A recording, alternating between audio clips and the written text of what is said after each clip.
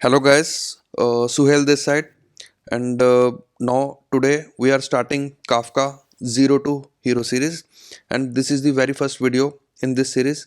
In this video, we'll discuss why we need Kafka and what is Kafka. So before understanding this, let's discuss what were the few problems with the existing architecture. So in existing microservices architecture, lot of microservices talking to each other. For example, let's say e-commerce application. The flow starts from order service, then it calls the payment service, and then it calls in inventory service to detect the inventory, and then finally the notification would be sent to the user on email or SMS, right? This was the traditional e-commerce application as and when we order any product on Amazon or any kind of e-commerce application, right? Now what were the problems if we go with this traditional architecture? Now first problem, for example, order service has to call payment service. Order service has to be aware of the data structures supported by the payment service.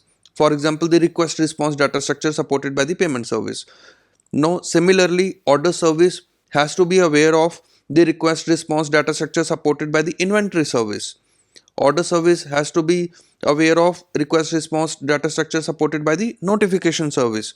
So there becomes a dependency on all these services, right?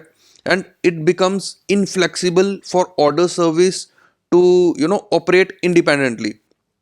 Now there are few more problems with this.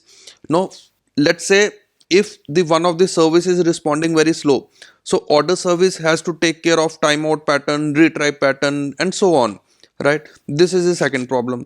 Now let's see the third problem. Now, as I earlier mentioned that if order service has to call payment service, it has to know the payment request response data structures, inventory request response data structure. Now with this kind of architecture, let's say later product manager comes to us and asks, okay, you have to build the recommendation service. Now what would happen, how we would do that?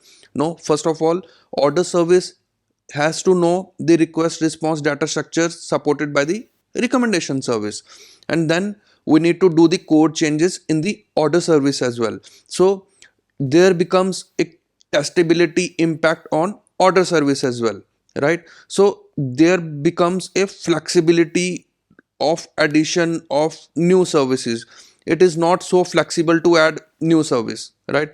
And fourth point is, if any one of the service is not available and if we are not handling properly in order service, we might throw 500 internal server error to the client, and then we are gone, the request is completely lost, right?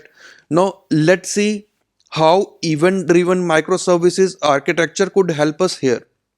First of all, what are event driven microservices architecture? It is an architectural pattern which focuses particularly on loosely coupled and asynchronous communication among microservices. But how? In this kind of architecture, we use some kind of event bus, for example Kafka, through which we can publish events or messages. Now let's move further. We'll discuss more in detail. Let's discuss all the problems again with the new architecture, with the event bus in place. As of now, we can understand that Kafka is an event bus. Okay. Now, order service, payment service, inventory service, notification service, and other services can connect simply to this event service. Now, what was the first problem? The first problem was the synchronous communication. Now, with this architecture, there is no more synchronous communication being happening. Now, how the communication would flow? The order service can place its generic message onto this event bus. Now all the interested other services can just simply consume this message and can write an extension on top of it, or can write a customized message according to their need, but there are no changes required to be done in the order service, right? So this is the first benefit. Second benefit, earlier we have seen that if one service is responding slow, the order service also was the response for this order service was also getting slow. So it was cascading failure effect was there.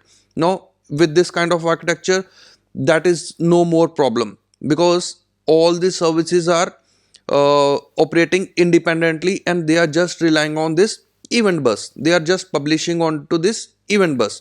Now what was the third problem? If order service has to call the payment service, it would need the payment service request response data structures. But now with this kind of architecture, order service already has the generic message, and payment service or inventory service or any kind of other service can simply write an extension on top of it, and just can happily serve the other request, right? Now it would be much more easier to add new service. For example, earlier we have seen the recommendation service. Now it can be easily added. There are no more changes required to be done in the order service. Now what if the other service is not available for some time? For example, let's assume notification service is not available for 10 minutes or so. It is okay. The order service is operating independently. The notification would be sent separately when it would come up. How? Because Kafka, the event bus, it is not like that the message got deleted. The message is still there.